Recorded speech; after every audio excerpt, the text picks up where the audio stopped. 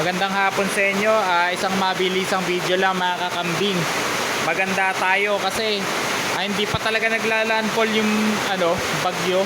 Baka ito mga tira-tira pa nung nakaraang bagyo. Pero yung bagong papasok natin ngayon, si ano pangalan nun? Opong ba yun? Basta mag-ingat kayo mga kakambing. Kung meron kayong pagkakataon na maganda ng pagkain nila, ayos yan. Ayan, parang dito kung masisilip nyo sa kabila, hindi ko kasi mabuksan baka mapuntahan nila Okay, silipin lang natin. Ayan, meron na silang readyng pagkain para bukas yan. Punong-puno yun, yung lalagyan na yan. Ayan punong-puno yan. Pwede ko silang awatin kung gusto ko. Pag bukas feeling ko ay uulan nang magtatagal, pwede kong hatiin yan sa 2 araw. Ayun, kumain na sila kanina. Inalpasan ko sila kaninang umaga hanggang hapon, hanggang sa inabot na nga sila ng ulan at sumilong na sila dito. Ayan ang ating mga kambing. May manok pang kasama. Ayan, kaibigan nila yan dahil ang mga nawala ng inahin sa kambing pumupunta. Okay? Kung wala kayong feeds, huwag kayo masyadong mag-risk na mangumpay sa labas. Tsagain nyo na lang kung ano yung pinakamalapit, kaya nyo makuha, yun lang. Pero pag sobrang lakas ng ulan, wag na kayong masyadong magstay sa labas.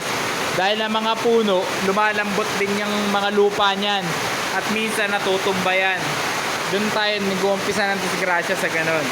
Okay, so unahin nyo yung mga kaligtasan nyo. At ang mga kambing naman, makakatagal nyo ng mga 2 araw kahit konti-konting pagkain. 2 hanggang 3 araw. Yan. Kaya mahalaga rin na nakakondisyon sila ng vitamins and supplements nang sa ganun matibay ang kanilang mga resistensya. Okay?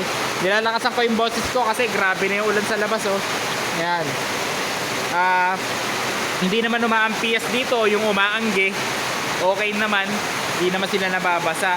Yun nga lang, di ko nalinis masyado to. Pero pwede ko silang ilipat sa kabilang kulungan nila o sa kabilang goat house kung sakali na masyadong maamoy na dito. Pero hindi pa naman ngayon. Pwede natin busbusan pa ng tubig o sirita ng hose.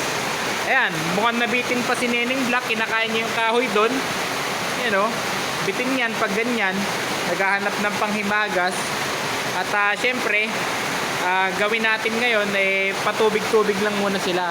Mukha namang nakabusog sila kanina dahil nakaalpas sila doon sa labas sa may mga damuhan. Okay? So yun lang mga kakambing, kayo ay mag-iingat.